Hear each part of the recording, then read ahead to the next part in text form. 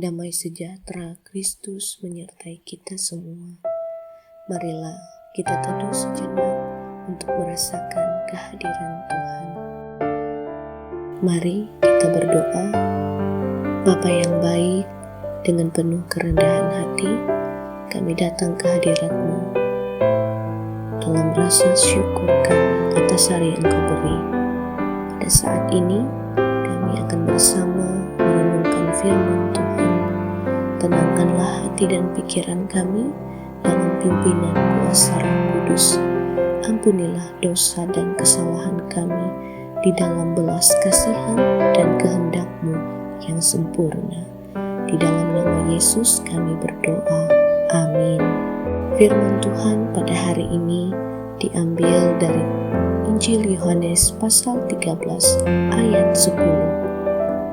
Kata Yesus kepadanya, "Barang siapa telah mandi, ia tidak usah membasuh diri lagi selain membasuh kakinya, karena ia sudah bersih seluruhnya. Juga kamu sudah bersih, hanya tidak semua." Amin. Saudara yang dikasihi Tuhan, bayangkan kita baru saja mandi, tubuh kita bersih dan segar. Namun waktu kita keluar dari kamar mandi, kita akan menginjak lantai yang mungkin tanpa alas kaki.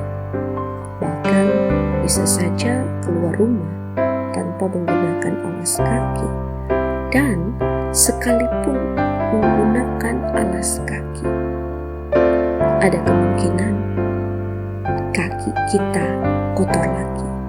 Dan biasanya setelah keluar rumah, kita akan tetap membasuh kaki. Itu artinya bukan kita belum bersih, tetapi karena kita masih berjalan di tempat yang kotor, yaitu bisa berdebu atau tanah sekalipun.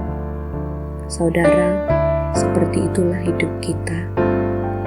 Dalam Yohanes pasal 13 ayat 8, Yesus berkata, "Jika aku tidak membasuh engkau tidak mendapat bagian di dalam aku." Dan di ayat 10, Yesus kemudian berkata, orang yang sudah mandi tidak perlu mandi lagi, cukup membasuh kakinya. Artinya sangat sederhana. Kita tidak bisa membersihkan diri kita sendiri. Kita butuh Yesus untuk menyelamatkan kita dari dosa. Tapi setelah kita diselamatkan, kita masih hidup di dunia ini, di dunia yang cemar karena dosa, di dunia yang kotor. Kita masih bisa jatuh dalam dosa itu. Kaki kita masih bisa kotor lagi karena dosa. Karena itu kita perlu terus datang kepada Yesus dengan penuh kerendahan hati, memohon belas kasihan-Nya untuk membersihkan hidup kita, membasuh kaki kita setiap hari. Saudara, kita masih perlu membasuh kaki yang kotor itu. Malam ini nantinya kita diingatkan tentang perjalanan menuju Getsemani. Saat Yesus mulai masuk dalam penderitaannya, Dia yang membasuh kaki murid-murid akan memberikan dirinya di kayu salib untuk membersihkan manusia dari dosa sepenuhnya. Itulah kasih Tuhan bagi seluruh manusia yang berdosa ini. Dan Paskah mengingatkan kita yang sudah dibersihkan, dipanggil untuk terus datang kepadanya setiap hari. Dan saat kita membasuh kaki, kita diingatkan untuk hidup dalam pertobatan kembali, dengan setia dan tekun dalam doa. Karena itu, maukah kita datang kepada Yesus dan membiarkan Dia, mempersilahkan Dia membersihkan setiap langkah hidup kita di dunia yang cemar ini. Mari kita datang kepadanya dengan hati yang penuh rasa syukur dan kerendahan hati itu. Percaya Ia yang penuh belas kasihan melayakkan kita untuk menerima kasih karunia-Nya. Amin. Mari kita berdoa.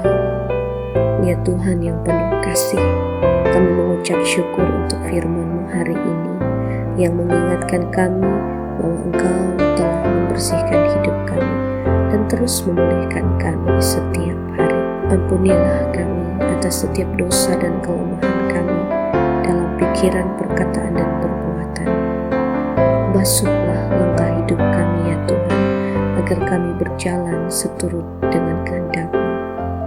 Berilah kami kerendahan hati, sukacita, dan damai sejahtera, agar hidup kami berkenan kepadamu.